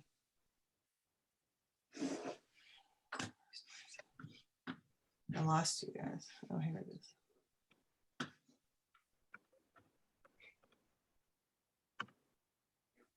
All right, and then articles. Mr. Chairman, can I just, Yeah. while we're on the subject here, have a little conversation with Diane. I'm sure you're on top of this, Diane, and but I think it's really important to review, and I'm sure you do, the transcripts of the town meeting, because when we have articles that are related to bylaws or whatever, sometimes there are amendments and discussions during town meetings. And I found in the past that sometimes those amendments aren't picked up. So it's important to make sure that we understand the full scope of what was voted on at the time, with the amendments included. I'm sure you're doing that. I'm not saying. No, don't be so sure. I'm still new at this, but I will go back and review it. I think one of the only articles that had a big amendment was the animal bylaw that was voted on, but I will definitely go back and check. Thank you. Yeah. I mean, I just found that sometimes in the past, I used to see that, you have the article and then at the end of it, the article passed. But what you missed was the amendment, were the amendments in between. Right. Not you in particular. No, and yep. You know what I'm saying? Those amendment gets lost, and sometimes they're put in on time, and sometimes they're brought up at the meeting. Right, So, exactly. Right. Yep, I will go back and double check and make sure. That's why I haven't posted all of the meetings. Initially, it's a 90-day approval by the Attorney General, and they came back in the beginning of September and asked us for an extension on 3 of the 6 bylaws. I haven't posted the updates from the 13th because I want to do them all at once and I want to make sure they're done right. So Okay. thank you. I Great. will look into it. Thanks, Diane. Sure. So Articles 14, 15, and 16 are all funding authorizations. And the status of each of those is complete. The funds have been transferred into the correct accounts.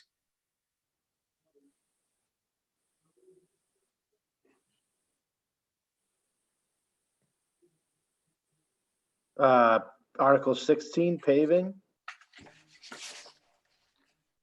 Yeah, we haven't We spent, haven't- Yeah, no, that's gonna be in the spring. but it's the funding, the funds are in the right buckets. Yep,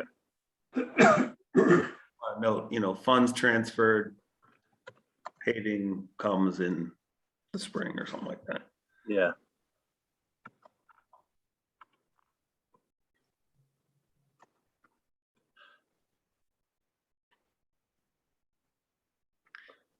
So this one, I believe you told me we were waiting on this municipal finance software. Yeah, Um, yeah. So, Allison is now finally fully staffed with Kelly Cook being on board for the last couple weeks. So really, like, she's been training Kelly, getting her up and running. She's also been working on, a few big projects, capital planning and things of that, and closing out the last fiscal year. The biggest issue that we're dealing with this is, our goal really would be to get the program of Munis. But unfortunately, Munis lapsed their state contract status. So they're no longer on the state bid list. So in order for us to get Munis, we actually we'd have to do a full procurement. So we're kind of on hold right now. That's going to take a lot of work. Or we pick a program that's on the bid list, but honestly, this type of project comes once in a very long time, so I'd rather get it right. On hold. Yeah. And funding for the new police radio system. And that's that. This one is on hold as well. I'll have to get an update from Chief Furlong. We did make a lot of progress on it just before Chief Dwyer retired, but I'm sure it's kind of been put on the shelf a little bit since Chief Furlong took over. So I'll have to check with him. Mhm. All right, and the next one, do we have our new equipment? Yep, this is complete. Tony, have we changed the color from yellow to green? Our newest water sewer utility truck is forest green. Zach and I have been, we talked about this. Essentially, the school bus yellow that we have on our trucks is a custom color. So every time we go to purchase a new truck, we have to wait longer and it costs more money because getting a custom color. Forest green is a default Ford color that they've had for, years and years. So, I think slowly but surely we're going to start transferring to that because it's a cost savings for the town, and it looks really nice too. The green looks nice. It's a great move. Green was always our color before. I remember that. I remember the old army trucks. Yeah, we always had green. And the international dump truck too was green. Yeah, I love it. So, and I think Zach, misses the Sumco colors too, a little bit too. But yeah, we're switching over. But yeah, both of those vehicles are in town. That's complete. The next one, Article 20 was voting to divide up the Coast Guard housing property into 12 lots and tear them down and sell them off. And I know Dan Scrip's been working on that. Is there anything you want to add, Dan? Yeah, just today, I can say about 3.5 hours ago, we filed a confirmatory deed with the Registry of Deeds over in Salem. So we have a book and page number. So our next step is to get an A&R, and that's already 99% completed to get to the planning board. And then once, hopefully we get that A&R, we move on to the Board of Selectmen and the Town Owned Land Study Committee. So today was a big step in getting us toward that goal. All right, good. Article 21 are the CPC Conservation Preservation Committee articles. There's quite a few of those, so I thought maybe we'd just do those at a later date altogether. Yeah, I just went through those with CPC on Monday night too. Article 22 is authorized conservation restriction on East Point. That's something that the Board of Selectmen voted to authorize in September. So that's in process.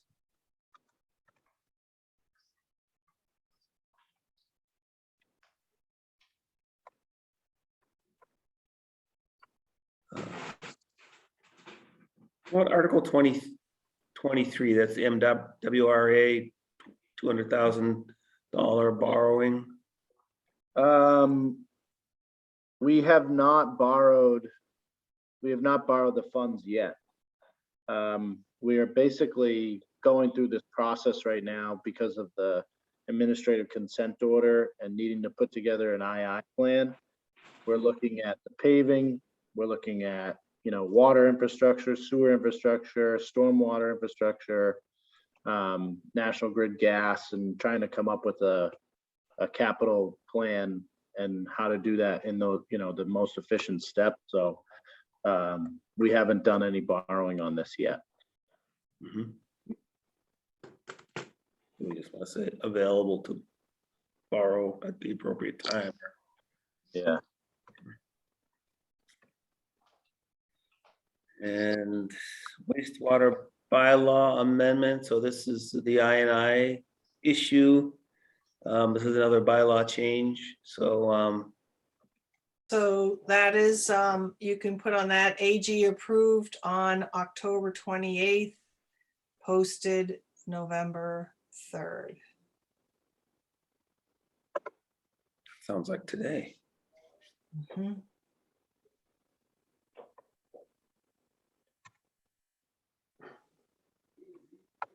October 28th Yes, and then November 3rd. yes. Okay. All right. 25 was the firearm discharge distance from shore was 300 yards. Proposal was 600 yards, and that did not pass, but was voted to be deferred to the police chief, I think, for study. I don't know if that's something that Chief Furlong's looked at yet. I don't think so.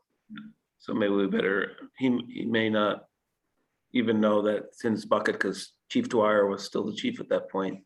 Right. So we should just remind him that it's something he needs to make a recommendation on. Yeah. Article 26, that didn't pass, so no review required. And then Article 27 is the, oh yeah, so this is the short-term rental excise tax.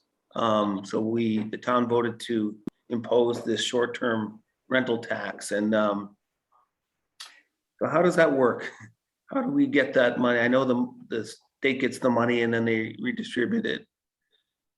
We haven't received our first check yet.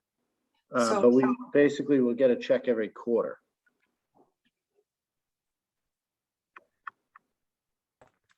So the state collects the tax from through the rental process, and then every quarter they send us a payment.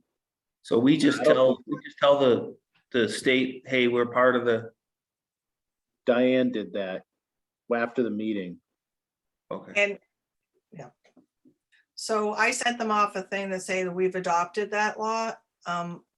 Oddly enough, I got an email today saying they never received it. I mailed it in. I don't think anyone's in their office, so I scanned it and emailed it back to them tonight. So I will check on it in the morning.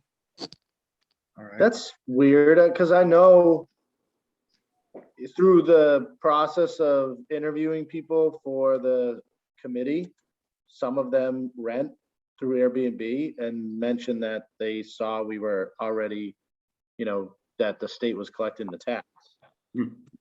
Yeah, I thought it was odd.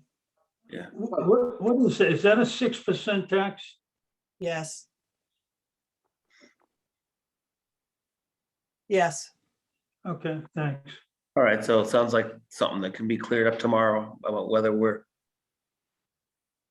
it's been implemented or not at the state level, but. Well, I think that's it on our list for tonight, so we're in pretty good shape. Thanks to you all. A couple of things to follow up on. We're good.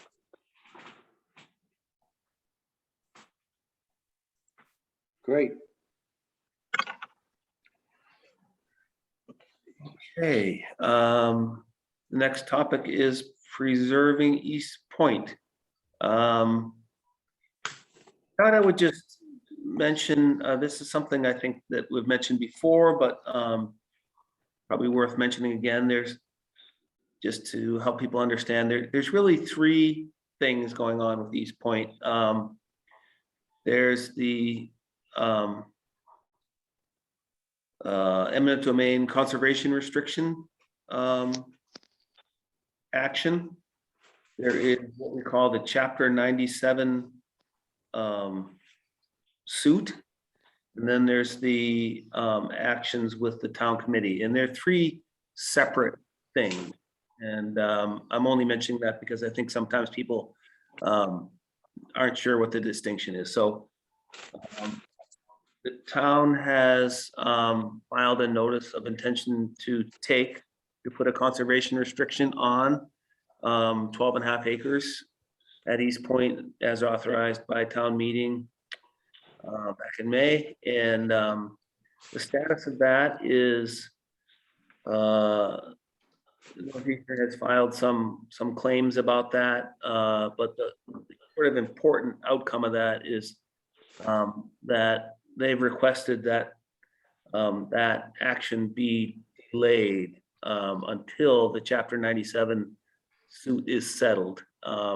Conversely, the town has filed a request that this proceed immediately with a 90-day time frame on it. So by the end of this month, the judge will make a determination of which of those schedules will be followed. So by the end of this month, we'll have an update on what the schedule looks like for the remaining actions associated with that eminent domain case. The Chapter 97 case is a suit that was originally filed by Nahant Preservation Trust along with, I think, 28 individuals that the town subsequently joined. And this suit is makes the claim that this land was dedicated as conservation land by Northeastern and has been traditionally used or traditionally accessible to the public, and therefore should be considered conservation land. So that's been going on for quite a while. And I think the Jury trial is scheduled for February of 2022, if I'm remembering correctly. So that's completely separate from the eminent domain proceedings. And then the third thing is really Northeastern applying to the committees and boards in Nahant for their projects. So the filing of the notices of intent for the two projects, the seawater intake and the Coastal Sustainability Institute atop the Murphy Battery.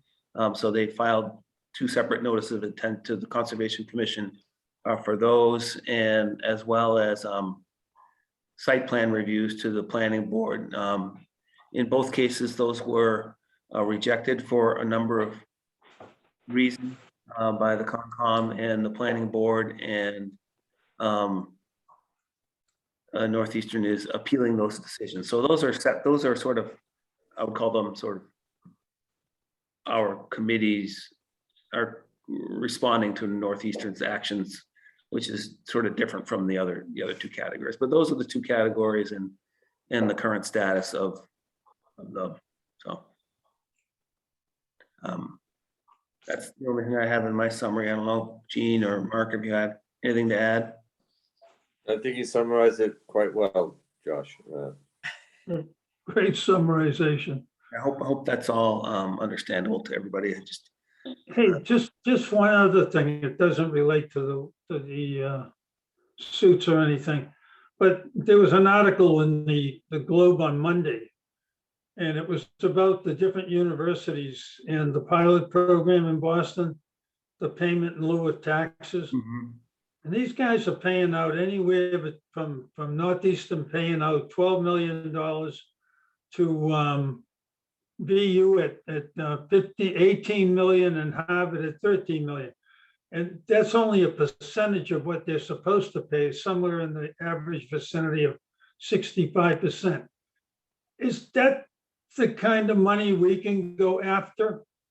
Not that kind of money, not that level, but is some way we can approach that?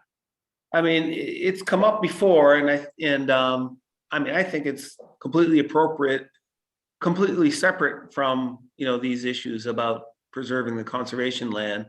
I think it's appropriate and fair. And those formula I think are pretty well established. So Nahant can use the same formula that's used in other communities. Right. And we should do that.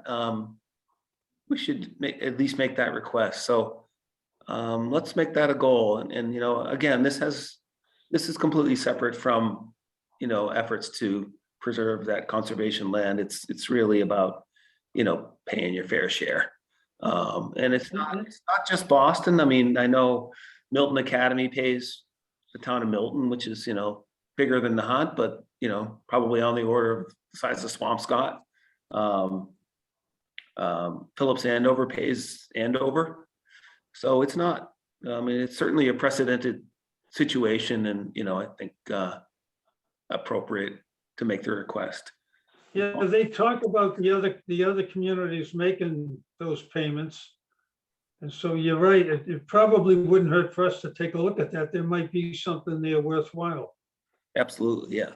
Yeah, I think it's, and just to be clear, these universities and hospitals aren't obligated to make that payment, but many of them do make at least some percentage of the requested payment. So we really need to do that, and something we should probably work together with FinCom on. So let's do that. Good idea.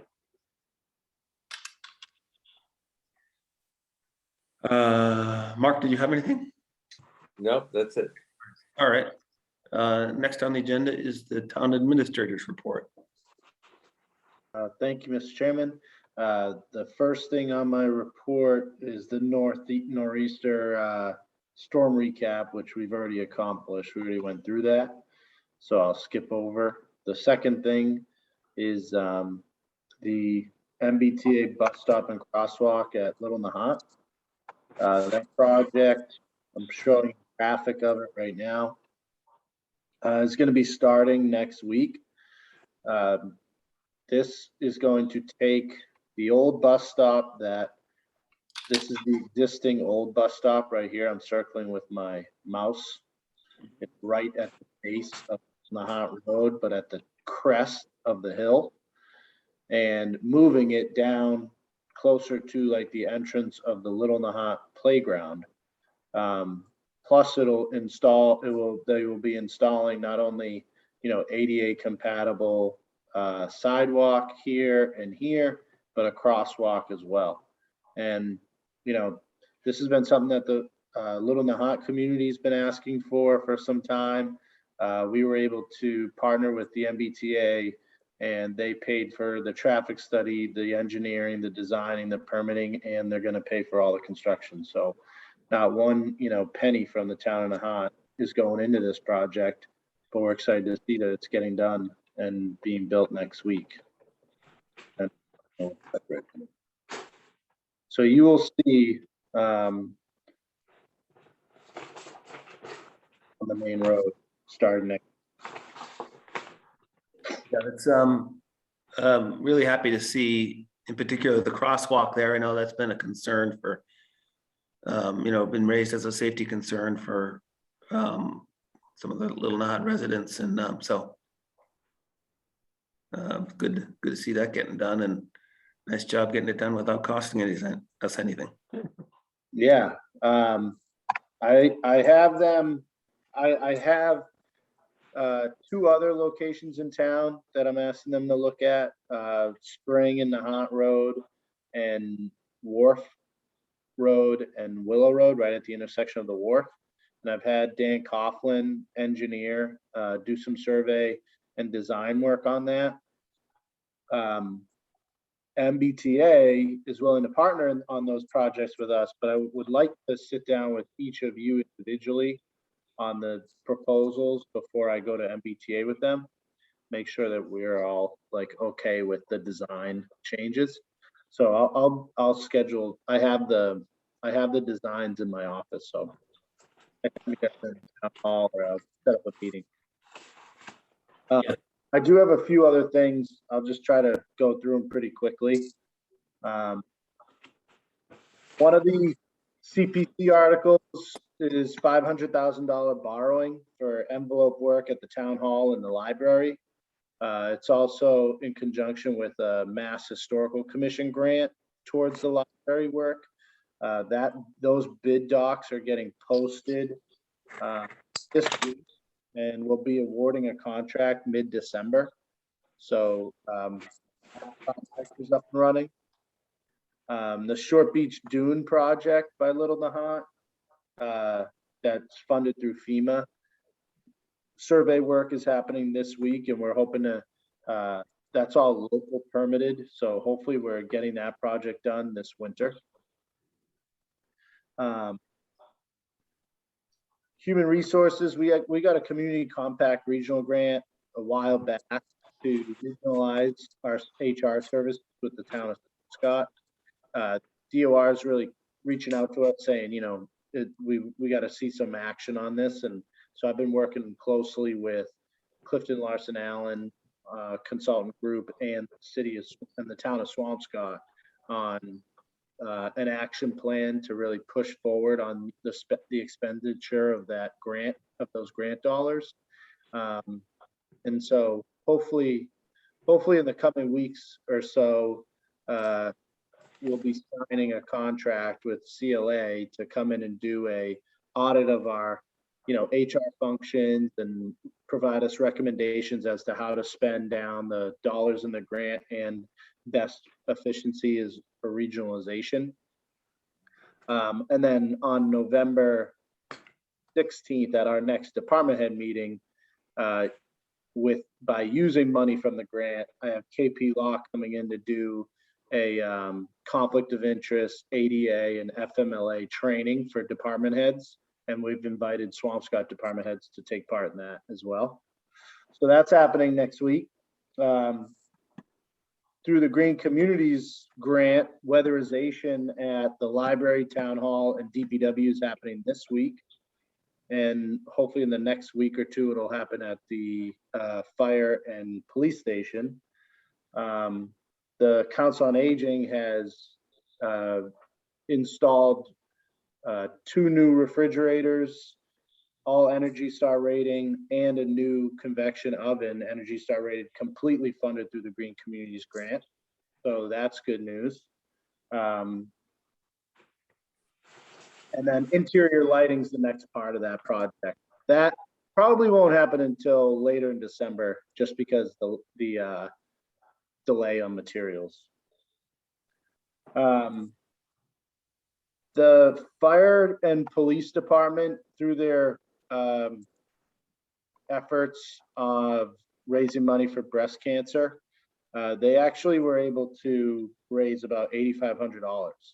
And next week, Wednesday, November 10th at 10 a.m., we're going to do a formal check presentation of dedicating those funds. So you're all invited to come. I'll send you an email on it, and any of the public that would want to come. That's going to be a nice little event there.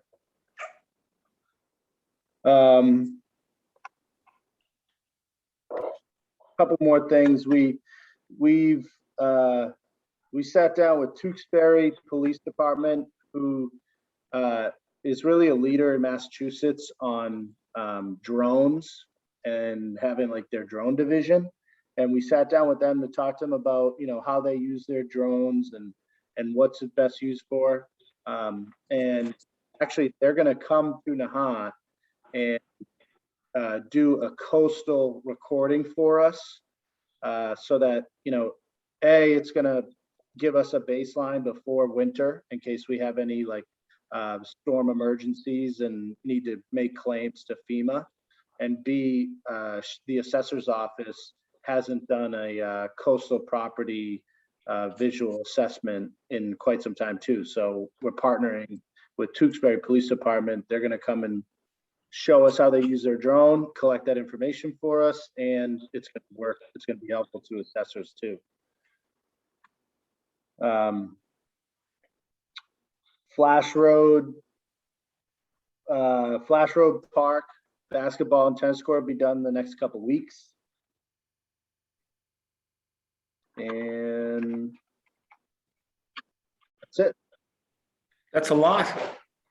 That's a lot of good things. I wonder, we only have a handful of people on this Zoom, and I don't know how many people there are there out in TV land. So it makes me wonder whether we can put just that bullet list on nahant.org to let people know what's coming up, or maybe or the town hall Facebook page.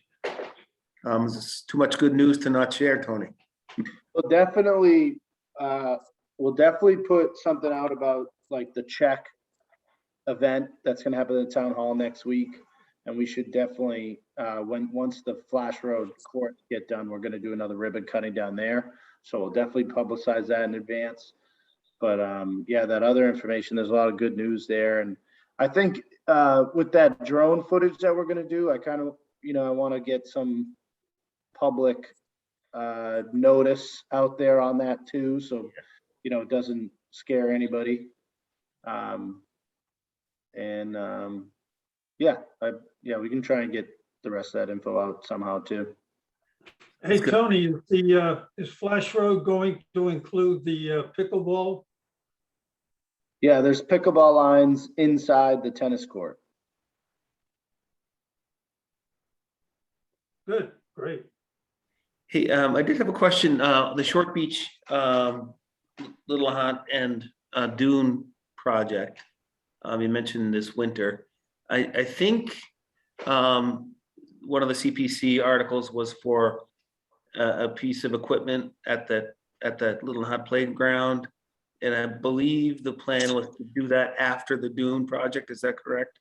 Yes. Yeah. Okay. So that piece of equipment is coming, but not until after we do the Dune. And then the Dune fill material is still coming from the rear beach dredging. I'm not sure where the material is going to come from yet. but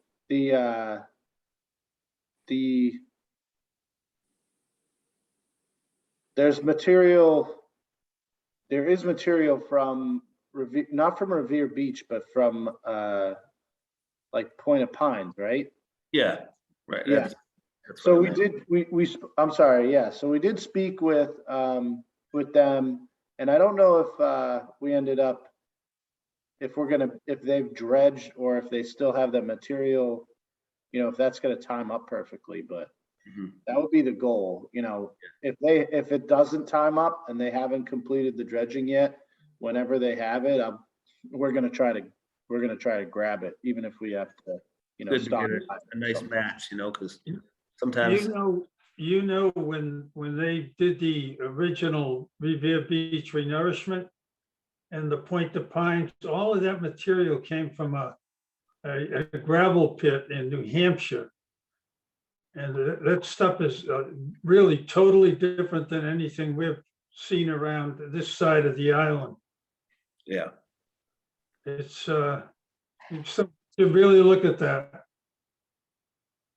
Yeah, and on the playground, you know, we're behind on getting a neighborhood meeting with the Little Nahant community. Ideally, we get that meeting scheduled and pick a piece of equipment and get it ordered sooner than later, because I'm sure there'll be a delay on that equipment. And, you know, even if we have to wait until, you know, late spring to get it installed, the sooner we get it ordered, the better. So we do have to pick up progress on getting that meeting organized. And then we have FEMA money for new material to be laid down under all of that equipment, but we didn't want to install that until the new piece of playground equipment is installed and the dune is repaired. Tony, we really should look at that dune more carefully. We are. That material. What do you mean, where we get the sand material from? Yes. Yeah. Yeah, we will. You're not even gonna see, this is all, this is gonna be like on the land side of the beach. This isn't gonna be sand that goes onto the beach. So you won't even see this material. It's gonna be covered with dune grass. It's not going to get washed over. Well, hopefully, we hope not. Yeah, Basically, if you were to stand, I understand. if you were to stand on the top of the dune and look towards Nahant Road, that's where we're building back. We're building towards there. We're staying off of the beach. Good. Yeah, because I think they tried to do it on Lynn Beach, on Long Beach years ago, and we got a court injunction. And I think that that's still in effect to stop it from the renourishment from happening there with that material, and also from Short Beach. Okay. Just something to look at. Yeah. We Tony? can use the sand. Slightly off topic, Tony, but speaking of Little Nahant, just so it doesn't fall through the cracks, a reminder to keep the heat on National Grid about those potential improvements to moving the transformers down to the underground site and getting them off those poles. I'll revisit it with National Grid. The last time I spoke with them, it sounded like it needed to go through like a capital program process, and I didn't have a lot of hope for like a quick turnaround, but yeah. I'll definitely check back in. I mean, I know it's kind of in their bailiwick, but any pressure we can put on them would be helpful. I heard the first pole's getting replaced sometime soon because it's leaning. That whole stretch of poles it's pretty ratty looking. Yeah. Anyway, topic for another day. Yeah. All right, so I think the only thing we have left is citizens forum. So, is anybody on call that wants to unmute themselves or We have two citizens on. what's that? We have two, Joe and Michelle, so. Yeah.